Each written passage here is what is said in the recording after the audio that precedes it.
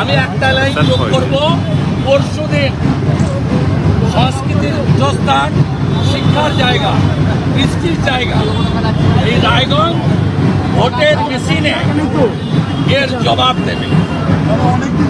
এটা কোনো আক্রমণ নয়, এটা দেউলিয়া রাজনীতির নিকৃষ্ট পরিচয় এবং এটা তৃণমূলের মতো নোংরা দলের পক্ষে সম্ভব, যারা শাহজাহানকে, হামিদুর রহমানকে, ফিরহাদ হাকিমদের প্রোটেকশন দেয়, যে ফিরহাদ হাকিম বলে ইসলাম গ্রহণ করতে হবে। ভোট হবে আগামী পরশুদিন সনাতন সংস্কৃতির পক্ষে এবং ফিরহাদ হাকিম আর হামিদুর রহমানের ওই কথার বিরুদ্ধে। রায়গঞ্জ তার সনাতন ঐতিহ্য বজায় রেখে পদ্মফুলে ভোট দেবে।